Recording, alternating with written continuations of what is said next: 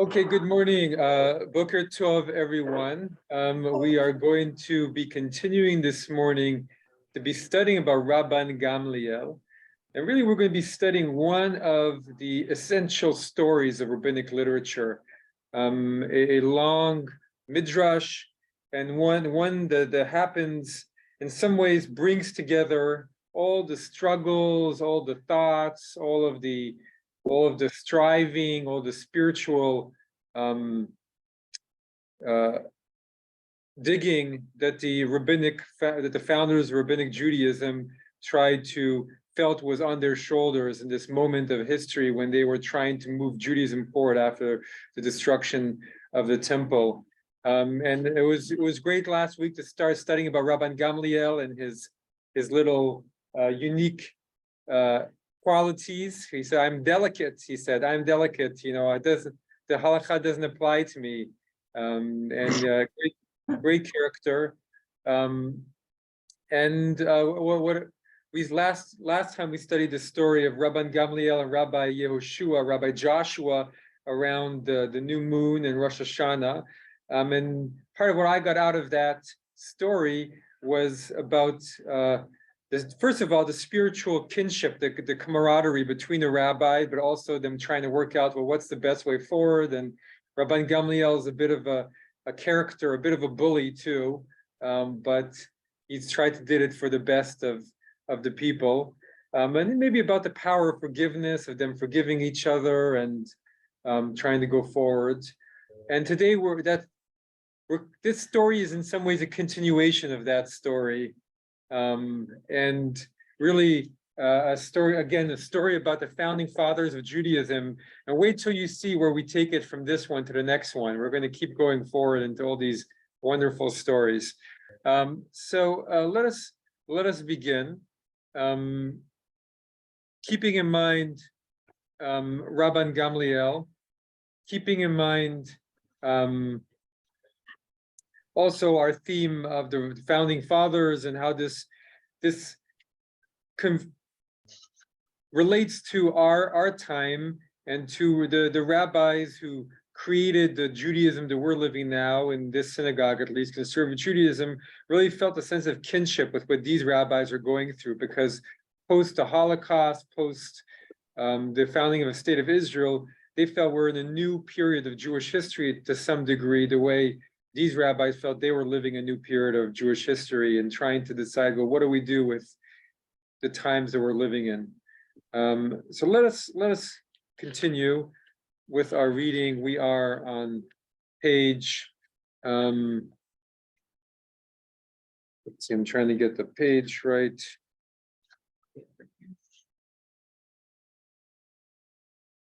Here we are. We're page 218 and source 75. And Alan, would you please start reading for us? You're on mute, by the way. You're on mute. Are you able to read? Yes, I can. If the background noise gets to be too much, let me know and I'll turn it over to someone else. Before we start, when we talk about Rabbi Gamliel, typically are we talking about Rabbi Gamliel 2 or 1? We're talking about Rabban Gamliel the second. The first one, you know, it was quite a minor figure. Rabban Gamliel the second, because he's such a major figure, ends up being really the big one here, the important guy. Okay. Our masters taught a certain disciple came before Rabbi Joshua and asked him, "Master, is the evening tefillah optional or obligatory?" He replied, "It is optional." Then the disciple presented himself before Rabbi Gamliel and asked him, "Is the evening tefillah optional or obligatory?" He replied, "It is obligatory." "But," said the disciple, what if Rabbi Joshua told me that it is optional?" Let's just stop there. What do we think of this disciple? He's opinion He's shopping? Yeah, he's fishing, he's shopping for the right answer, like a child going from one parent to the other. When he gets the answer he doesn't want, he goes to the other Yeah, parent. creating mischief purpose too. Creating Yeah. mischief for purpose. A little, really, the way he's reporting it all, he's this little unnamed student with his little mischievous ways. Yeah. Octavio, do you have the text? I do not. Okay, let me send it to you. Okay, thank you, Rabbi. I'll make sure you have it. All right.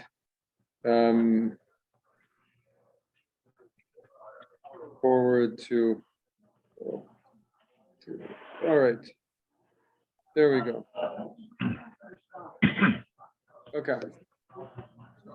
All right. Alan, go ahead. Okay, but, said the disciple, maybe with a little bit of a smirk on his face, excuse me, while I added that in. What if Rabbi Joshua told me that it is optional? Rabbi Gamliel, wait until the expert debaters enter the house of study. When they came in, the disciple arose and inquired, is the evening tefillah optional or obligatory? Rabbi Gamliel replied, it is obligatory.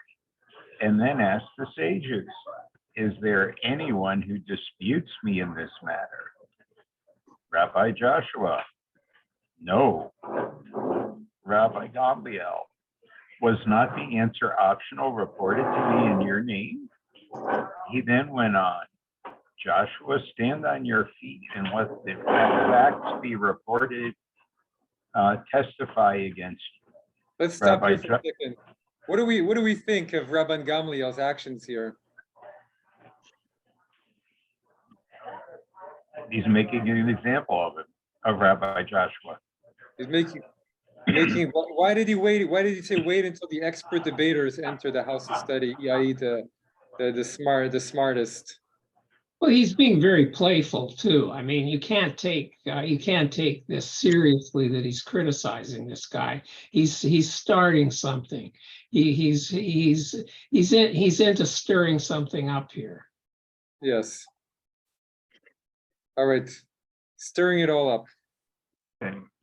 We're Okay, Rabbi Joshua stood up and said to himself, were I alive and he dead, the living might conceivably contradict the dead. But since he is alive and I am alive, how can the living successfully contradict the living?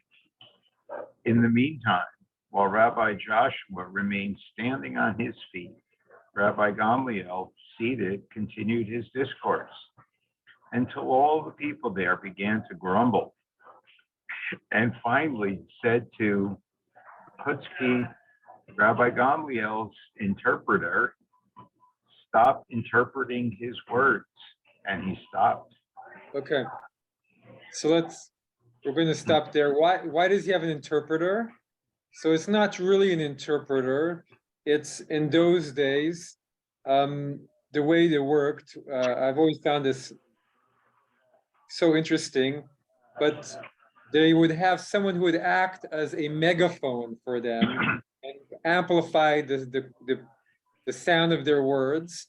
And these people were actually trained to memorize all of the texts, and they would say, okay, tell them this and so verse, and they would, they memorize it, and they would amplify the sound of their words. So it was like a human microphone to some degree, but also an Alexa type. Remember, these people had a lot of stuff memorized, so it was a rabbinic aid, so to speak. Well, let's stop for a second. What is Rabbi Joshua saying? Were I alive and he dead, the living might conceivably contradict the dead, but were I That he may actually be right, but because Rabbi Gamliel is alive and gave his opinion, we can't go against him. He doesn't feel that the two rabbis should contradict each other. And he's just If they're standing alive. there. Yeah. Yeah, but one's the rabbi and one is the Rabban, and the Rabban has a higher authority. Yeah, exactly. And but here he is keeping him standing up. I mean, is that what? And so the people are grumbling because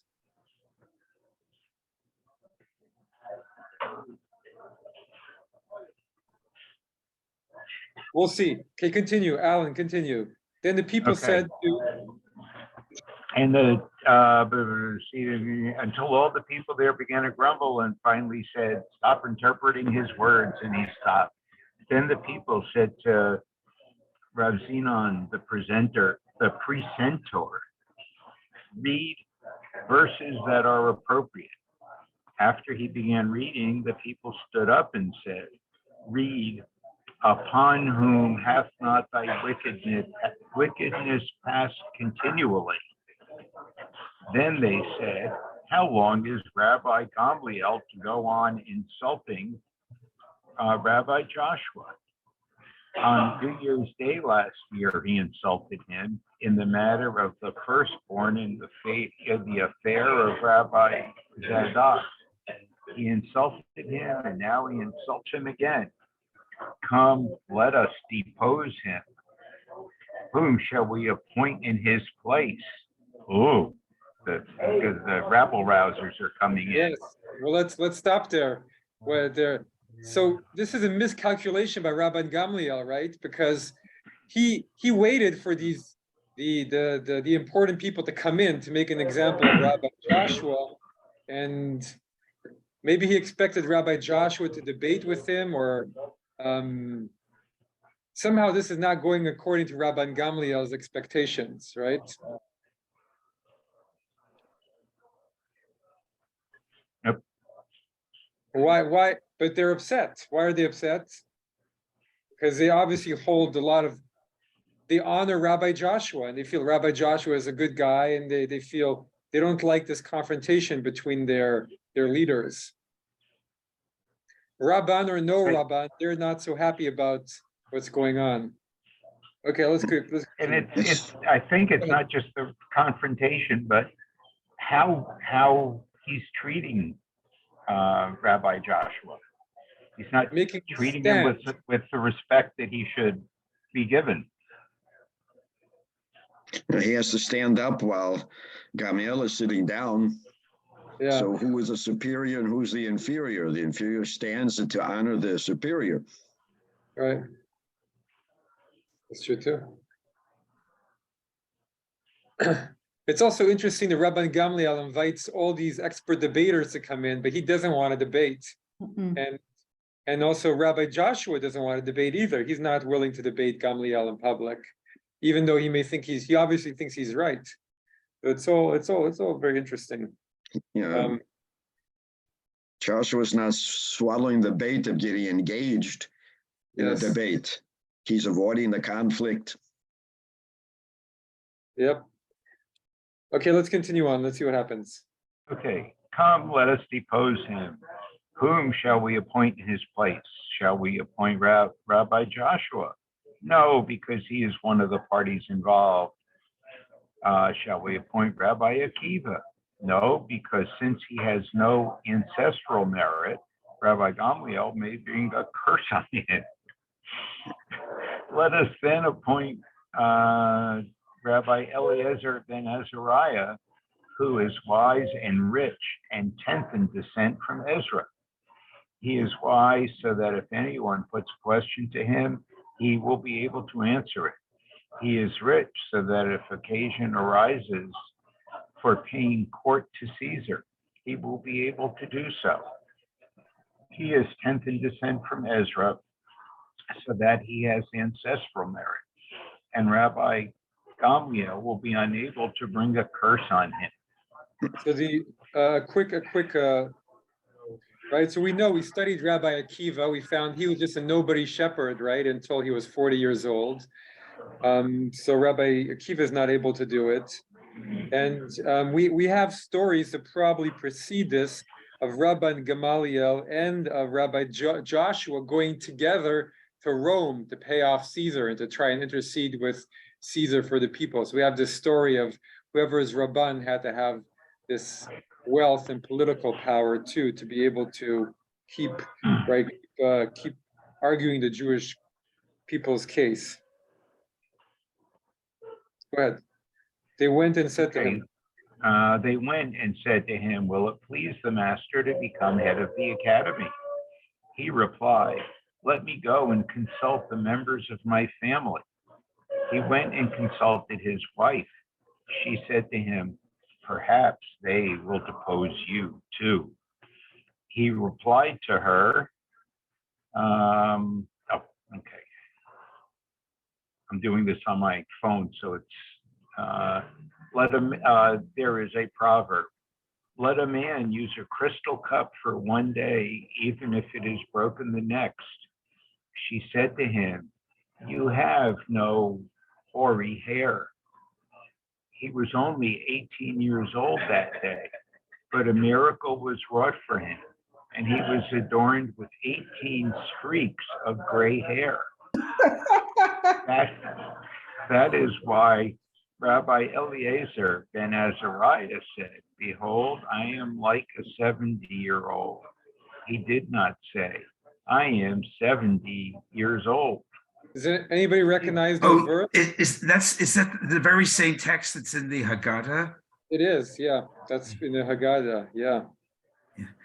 Rabbi Eliezer. And in what, I don't recognize it. So Oh, I'm sorry. can Phil? No. Yeah. Can you Yeah, elucidate? it's in the if I recall, it's in the part about the Kol Yedei. It's in the part about why the days of our lives. Why does it say we will discuss the going out from Egypt all the days of our lives instead of just the days of our lives? Am I off there?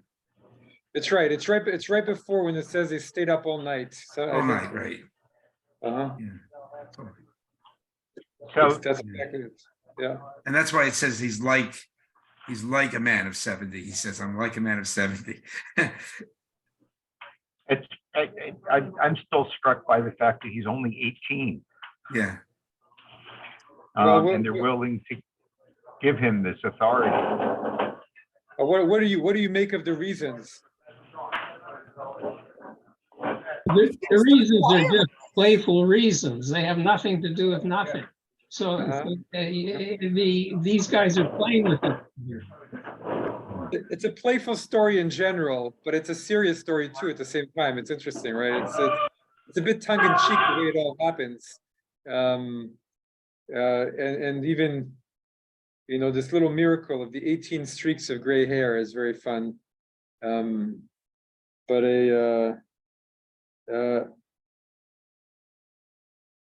the reasons for doing it are real, though. They need a leader who can stand up to all the pressures that will be exerted on this leader from the outside and from the inside.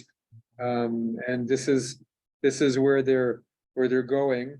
But it's a big day, right? This is a chaotic day where the majority rule. It's a rebellion, so to speak, right? All the students in the study hall have rebelled against their leader, Rabban Gamliel, and are deposing him. This is a day of a lot of tumultuous happenings, and right, they're all anonymous, and all these rabbis whose characters, they're the founding fathers, right? Whose characters are really developed throughout all of our rabbinic literature and stories. They're shining through so powerfully, and then there's like this mass, or like the street, right? Like the street that are unnamed, just like a student who's unnamed, who's provoking all of this, as opposed to the authority of the rabbis who are between themselves trying to work out what to do. Okay, Alan, let's do a little bit more with you, and then we'll find a new reader too. Go ahead. Rabbi Akiva. I put myself on mute. Rabbi Akiva, seated there, was distressed and said, "Rabbi Azariah is not my superior in learning, but he is my superior in lineage. Happy is the man whose forebears convey such merit on him. Happy is the man who has an ancestral peg to hang on to." Okay. What do you think of them including that little bit from Rabbi Akiva in the story? I'm confused about I'm Rabbi too. Azariah. Is that the same as Rabbi Eleazar ben Azariah, or is he talking about? Yes, Oh, it is. Okay. it is, yeah. It is interesting that here he becomes Rabbi Azariah. He's his father's name. Mhm. Thank you. Why would they want lineage? I don't understand the lineage part. I mean, I understand that the head of the Sanhedrin is Nasi, right? Is a title. He carries a title, Nasi, prince, right? Mhm.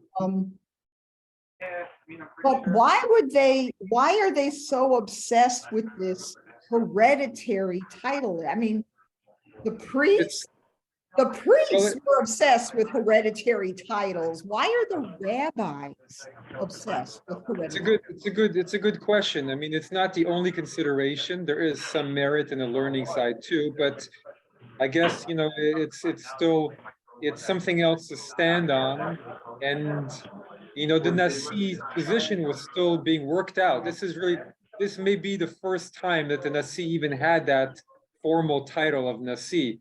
So it needs the backing both of merit and of other societal traditional societal ways of backing a title, in case there would be some kind of pushback, right? If Rabban Gamliel started to gather a group of other rabbis and say, hey, they're deposing me, but who is he? He's a nobody. He has no ancestral, but look at me, I'm the grandson of Gamliel the first, and my father was a great zealot, and that would give him some alliances. But if this guy has everything, Rabban Gamliel has nothing to be able to work with to fight it. So obviously in the society, even in the rabbinic world, there was still a sense of the power of hereditary. I mean, you can see it to this day, right? Yes, In the you rabbinic can. world, when they're in the ultra orthodox world, when you come from a lineage, it gives you a lot more And the authority. notion is that wisdom is inherited. I mean, we don't believe that notion, but probably in the old days they had the notion that if your father knew something or had some wisdom, you might have it just because of being his son. Just like the royal families. I mean, Well, yeah, but inherit it too. they inherit the title, but I probably they were into the inheritance of wisdom. I don't Well, know, but go ahead, Phil. well, I happen to know a case really well because it's a friend's son. And this young man was tremendously brilliant, but he had absolutely no background and no family background, and learned Talmud all by himself for years. And he completely bent the Litvish, the black hat Lithuanian non-Hasidic community that he was associated with out of shape. It was very hard even for him to get ordination. But definitely they valued the family lineage, not because he wasn't presumptively smart in a way or learned even, but that was the way things were done. And I didn't realize how alive that tradition is. I don't know how it was. Yeah. It's Yichus, right? Yes, exactly. Yeah. This is Yichus, and I mean, it's very, it's been alive for so long, rabbinic lineage going back 10 generations and this and that, and Yeah. you hear it so often. But look, Abraham, Isaac, Jacob, Sarah, Becca, Rachel, Leah, right? There's lineage there. There's lineage there too. I mean, the rabbis did institute more of a meritocracy, right? Rabbi Akiva, he can be Rabban, but he is close to the top. And maybe if the position of Nasi had been more established, he would have been able to take it on. But Yichus is still important, and they need. But we see. I like that they include Rabbi Akiva's voice, because they're through him voicing that this is not fair, right? They're saying this is not fair. Rabbi Akiva should have been the Nasi at this point. It's not a fair decision, but they had to live with the society that they lived in, and I like that they included that little comment there. Sarcasm. Yes. Yeah. Anybody else want to read a Tana Tot? This is a Tana Tot means we're inserting into here an old text of a Baraita, which has a text that has integrity and authority. May I read as a disembodied Sure. voice? Please go ahead. Thank you. A Tana taught, on that day the doorkeeper was removed and the disciples were allowed unrestricted entry. Previously, Rabban Gamliel had issued a proclamation: no disciple whose inner self does not live up to his acceptable exterior may enter the house of study. On that day, several benches were added. Before that, Rabban Gamliel had become alarmed and said, I may, God forbid, be depriving Israel of Torah. But in a dream, he was shown white casks filled with ashes. It's a very, very puzzling moment, but we see where Rabban Gamliel's character, right? He had a very strong bar to entry, right? Maybe the rebellion is not coming from nowhere either. He's been a little dictatorial. I'm trying to understand what that means. No disciple whose inner self does not live up to his acceptable exterior. I thought it was, it's what's inside that counts, not No, that's what what he's you saying. look like. If you in the Hebrew is whose inside matches his exterior. It's just a strange English, but it's the opposite. It's your inside has to be as your outside. So it is saying anybody, if your inner moral and ethical self isn't up to how you present in your outside, you can't come into the house of study, which is a powerful bar to say, but it's hard, hard to live up to. Who's going to present themselves to that? Who gets to be the judge of that, first of all? So it's like, Go ahead. It's like Dorian Gray. You're inside. If your inside is rotten, even if you present yourself to the world as a virtuous man, you oughtn't to be in a position of even to be in the house of study. I mean, there's a very long, many stories about all of these founding fathers, and going into Babylonian times, have all of this, who's inside the house of study and who is not, right? And it's all about who's in, who's out. There's a sense of there is an elitism, right? That continues again to this day of being in the house of study, right? Tevye, what does Tevye say? If I were a rich man, I would study Torah all day long with the other people, the wealthy people in the village. So there is this tension around who's in and who's out. And right, Hillel, we studied this, Rav Hillel, who didn't have the money to go in, so he went and was looking down from over the window into the study. So there's this very interesting ongoing relationship between the unnamed masses and then whoever's inside. And there's, right, it's Rabbi Akiva, we didn't read this, but Rabbi Akiva has a prayer that we read whenever we finish a tractate that says, happy are those who can devote themselves to Torah, unlike the people who waste their time away trying to make a living. Oh. So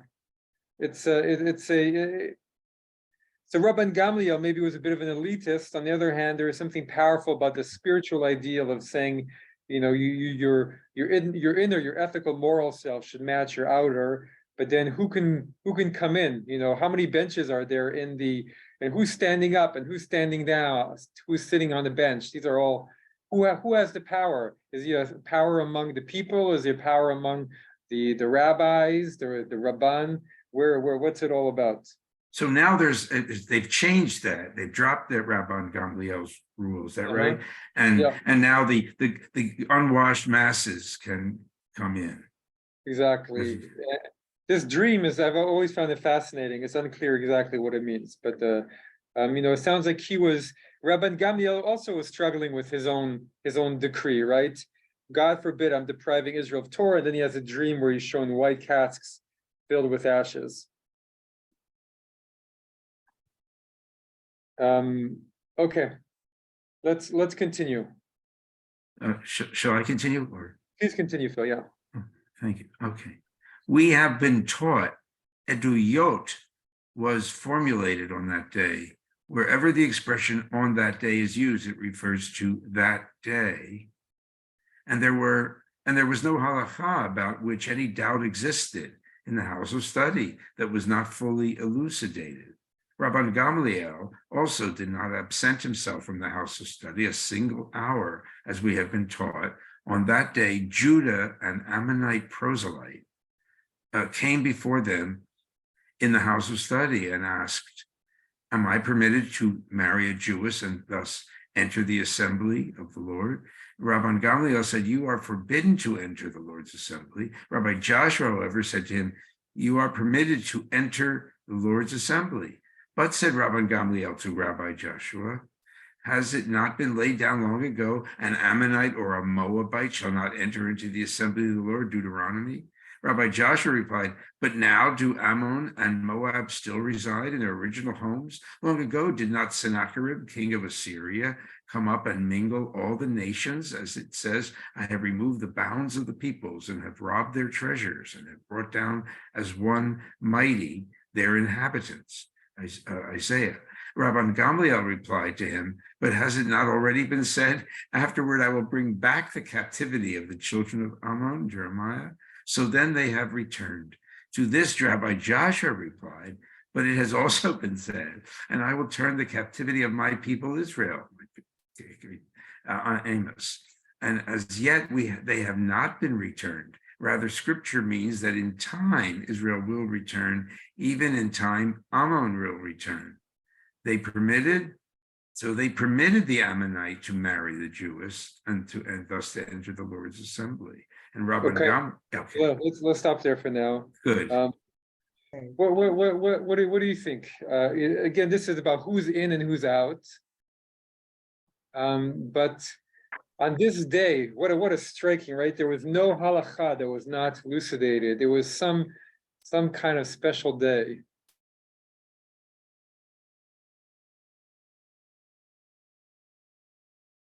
Maybe because it was one day where suddenly the benches were brought into the background, where suddenly all the strictures were removed, and suddenly they just they let it all happen. What made this day? Why was this day to day when there was no halakha with which any data existed in a house that was not fully elucidated?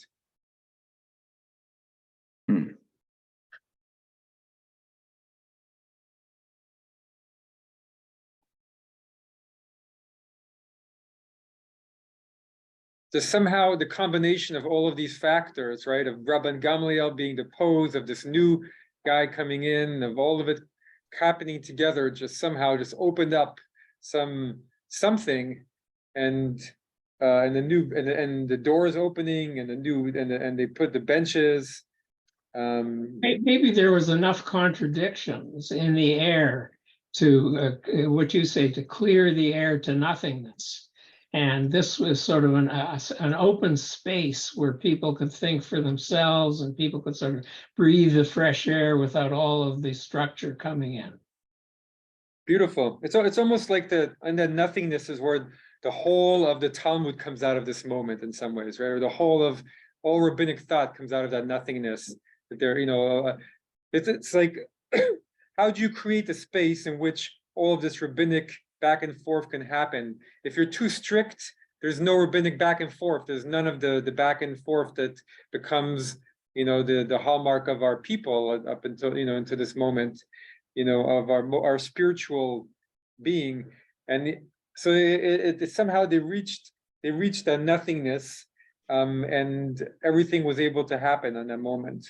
It would. Do you know there's something in the Haggadah that speaks to that too, at least in one of the editions that I saw, and that is that the cornerstone that the builders did not put into the temple became the cornerstone of the temple. So somehow the space Psalms. somehow there's a space in thought in all of the Holocaust stuff, and that space and thought is a very special space. And that space is what comes out of it for them is the elucidation of Jewish law, but we can say so much more comes out of it, right? It's a space of good living, it's a space of wisdom, it's a space of you know, and also they're trying to find God's voice when they feel God is not talking to them anymore. So maybe that's a space where you hear God's voice, you know, for yourself, for others. Right. And this back and forth between, right, Rabbi Joshua finally feels he can publicly go against Rabban Gamliel, right? And Rabban Gamliel is being the stricter one, right? And Rabbi Joshua, he's trying to be more lenient and trying to say, you know, they're using text, but really what are they talking about? Relaxing the halacha a little bit to create space for people and their stories, right? This is an Ammonite who married a Jewish person. Why can't we allow them into the Jewish people? And so he's being very strict and saying, well, we have this, an Ammonite and a Moabite can never enter the assembly. And Rabbi Joshua is saying, well, you know, they're not the Ammonites and the Moabites of 1,000 years ago. This is not the same case. And they're arguing back and forth. It's very, you know, and Rabbi Josh saying we need to relax the rules a little bit. We're not, and Rabban Gamliel is no, we need to be by the Torah. We need to be as strict as we can. We can't let everybody in. And Rabbi Joshua is saying, yeah, who can live up to this? We need to make benches. Well, I think that Rabbi Joshua, this fits in with what David was saying, suggesting, I think, a kind of revolutionary moment, so to speak. He's saying he's saying we historicize that text.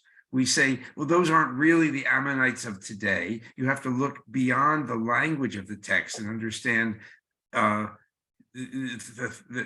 what developments have occurred, and that itself is a potentially very radical idea, but it allows the convert to be fully one of us, regardless of his arcane, his old background. Yeah. At that point, it is. At that point, it is. You know, Amnon and Moab don't exist at this point. I don't think. No, Right, that's the argument. They don't exist at all. So, Phil, move to historicize something and say some more about that and what that move means. Well, I thought it was when you said, David, that that this was creating space. It's very much a mental space and a kind of cultural space where you say, we have our tradition. Let's examine our tradition and see if we can find in it the sources, the resources for, and maybe this is way off, but the resources for applying a more universalized picture. You know, you become a Jew. That's more important than that your great-great-grandfather was traced his ancestry to this ethnic group that doesn't really exist now. And it's exactly why the conservative movement loves all these moments, because it's what the conservative movement was also saying, which is we need to look things through a historical lens, which is, you know, some of, you know, these people he was saying, we're not in the times of the Torah anymore. We need to move on to fit where we are right now. And just as the rabbis of the conservative movement looked at some of the halacha and said, we're living in a different halachic reality, and we have to look. The Talmud also came out of a certain period, and these texts themselves came out of a certain time and a certain historical reality. And that's the difference between the conservative movement and the Orthodox. The Orthodox do not believe in a historical reality to the text. To them, there's just a religious reality, which is these texts are authoritative. They don't want to say, well, they exist within a certain period, a certain time. And that was exactly what the early leaders of the movement, it's interesting, but I'm not sure if it's that interesting to people outside of the rabbinical world. But this is looking at stuff through that historical lens is really very important to movement. And I think because it gives you space, as you both have been saying, to make a change, right? And this is what Rabbi Joshua is doing. He has space to make a change by making the claim this no longer applies. He's going against the word of the Torah, no less, God's words, but he's doing it by bringing it to a historical context and saying, hey, the Ammonites don't exist anymore. This text does not apply to us. The only negative about the historicity or the historical view is that you remove any possibility of truth. So truth is always relative to the place Exactly. that you are when you're looking. So you get something, you get a space to be able to create something new, but you also lose your connection to something perhaps very real. I think that's exactly right, ultimate truth. and very dangerous in a way. So I'm not embracing the theory, if there is one, of conservatism, of conservative Judaism. It's hard to draw limits, as I think David is suggesting. It's very hard to draw those limits, and that's one reason for it's hard to know where you stop. And, Exactly. Yeah. It's hard to know where you stop. It's hard to know where you stand fully. yes. And you see, because, I mean, I've shared the story before, an Orthodox rabbi who came to talk to a bunch of and said, once you take away that the whole Torah is 100% from Sinai, you don't have anything to stand on anymore, and so it's, if that's where you're going to go. And you see within all these stories, there's precise anxiety is there. Because once in that story we read about Rabbi Akiva and Moses coming back into the study hall and saying, what are you doing? I don't understand any of this. Once you take away the truth, ultimate truth in a text and say, well, we can look at it historically, you're opening up something which gives you the room to make Judaism survive in a new form. But how do you then establish authority anywhere? How does Rabban Gamliel establish his own authority? If you can't stand on the authority of your text, and it's a very dangerous ground, but they felt it was necessary to go there for Judaism to survive. But through all of these stories, you see the founding fathers wrestling with that, because first of all, they're thinking, what are we doing? We're taking away ultimate truth from, it was the Sadducees who were saying, you can't change anything. We live by the Torah. We live in the temple and continue our sacrifices.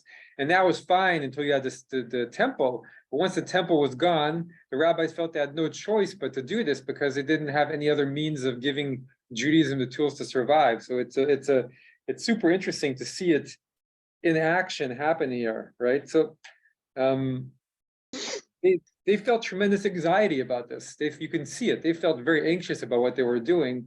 And Rabbi Joshua is the one who's in some ways leading that voice to open it, him and Rabbi Akiva. Rabbi Akiva is kind of on the fence, but Rabban Gamliel is the one who's resistant to taking away but it's all in flux. Well, even in the secular world, there are problems with this historical view. Like, for example, there's a discussion when you're reading Spinoza's ethics, for example. Do those ethics, does Spinoza's point of view only apply to that particular era? Do they only apply to somebody like Spinoza, who's read all of these books, Descartes, et cetera, or is there some real truth to this that we here in a different age can grasp? And so that issue isn't only in the rabbinic world, it's also in the secular world. But in the world that we live in now, we've forgotten that.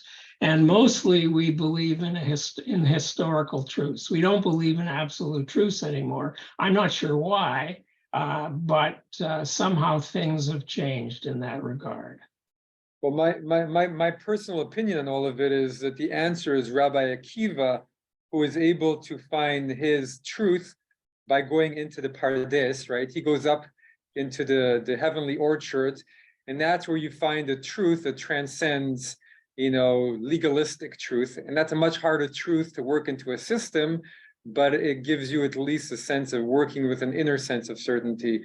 And I think that's why Rabbi Akiva is able to do the work that he does in rejuvenating Judaism, because he feels a sense of what he's doing is innerly backed by his inner compass and going. So what you're saying then is the personal mystical experience of the person that goes into the sanctum sanctoris, the concrete experience that person has as it gets translated by that person in some form to something else is really what we have to go on. And we should all be looking for that thing ourselves, obviously, too. That's and I think that's also a Rabbi Akiva, one of his famous when all these rabbis were discussing which books should be in the Torah, in the Bible or not, they didn't want to include the Song of Songs, right, which was a love poem. But Rabbi Akiva said it is the Holy of Holies because it was describing the relationship of God and the Jewish people. So he was trying to include it also in our tradition, the sense of that looking to God with that intensity, looking to the mystical in that intensity. It's what's going to give you the backing, both as a people and individually, to be able to continue going through, even as there's change happening. Let's go forward and try and finish this, if we will, because it's not enough, I think, to really do a whole other class on it. But maybe there is. I guess we could do more Rabban Gamliel when we come back. I think I do. You know what, I do want to, and maybe we'll go back, continue talking, because it's so rich.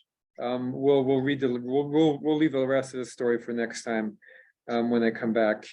So you're going to leave us hanging. Come back for more. To go back to the first part, to the Yes. first story, I've been thinking a lot about that. That's the one where they're talking about reciting the Shema. They're reciting the Shema on the wedding night. And it strikes me what they're talking about there is different forms of ecstasy. Okay, so the reciting of the Shema, as Rabbi Glick points out, when one dwells on the echad part of it, one has sort of one can experience, some people can experience a union with the divine, and that is an ecstatic feeling. Now, on the wedding night, on the other hand, there's also an ecstatic feeling because the people on the wedding night have had no sexual contact with each other. They've had no sexual contact with themselves because onanism is completely ruled out in that culture. So they're also going to have an ecstatic experience. And that particular passage is somehow a judgment between these two ecstatic experiences as to which one should be enjoyed or which one shouldn't be enjoyed, which one should be put aside for the other one. And it's very, very interesting to think about that. I like that. It's next time we'll talk about how that story is viewed halachically too. But Rabban Gamliel, you're right. He's a stricter he's putting that rabbinic pious view ahead of his wedding night on some level by saying the Shema. Well, in other books, they talk about the fleshy form of ecstasy and the spiritual form of ecstasy. Well, the wedding night is the fleshy form. It's a form of ecstasy that involves the body more than the spiritual Shema involves the body. So I read that as the guy was saying, go for both of them at the same time. Double ecstasy. Yeah, ecstasy squared. Rabban Gamliel. Well, that is the path of Rabbinic Judaism. It's Rabban Gamliel. Let's talk about it next time, because next time I'd like to finish a story and kind of bring all of these stories of Rabban Gamliel together and see how we pull them all together. Let's see. We have 2 minutes. Anybody want to read really quickly through this? Just no, I don't want to leave you hanging too much. We won't discuss it. We'll come back and read it again next time, and we can think about it all during the next month while I'll be away, or next 3 weeks. Where are we? I can go ahead and read some of it, Rabbi, if you want. Okay, go ahead. Let's just read at least a little bit. Go ahead. Rabban Gamliel then said, since the decision sides with Rabbi Joshua, I will go and apologize to him. When he reached Rabbi Joshua's house, he saw that its walls were coal black. He said to him, from the walls of your house, it is apparent that you are charcoal burner. Rabbi Joshua replied, woe to the generation whose leader you are, and woe to the ship whose pilot you are. For you know nothing of the troubles of the scholars, how they make their living, and how they sustain themselves. Rabban Gamliel, in all humility, I ask you to forgive me. But Rabbi Joshua was unmoved. Do it then, Rabban Gamliel said, out of respect for my father. At this, Rabbi Joshua made his peace with Rabban Gamliel. They Okay, we're going to stop here. We're going to leave it on that cliffhanger. We're going from one cliffhanger to the other. I wanted to resolve a little bit for you, but not go fully to what they do together in terms of the decision of the whole. But this is a resolution to the whole story. But there's still so much more to be said about it. So we will revisit, and then we will continue talking about Rabban Gamliel. And then eventually who are we going to talk about after this? Rabbi Eliezer, after we finish Gamliel, who's the one who is in that great story of the Tanur Shel Achnai, of the oven of Achnai, and of the sages who all go against the one rabbi. So we're really hitting the big stories. And I think this is a really interesting place, because it is, as David, you were saying, this is the place of the nothingness. And then also we see their struggle, you know, Rabban Gamliel and Rabbi Joshua, they're trying to understand each other. They have a sense of spiritual companionship as they're trying to work where to place Judaism, what to do with all of it. And I always find that moving as well. So I'll be gone for 3 weeks. We'll continue again then for the final piece of Rabban Gamliel. I'll be going to Israel for 2 weeks, and then I'll be officiating my sister-in-law's wedding in Washington for the final one. And then I'll be back. And I look forward to seeing everybody then.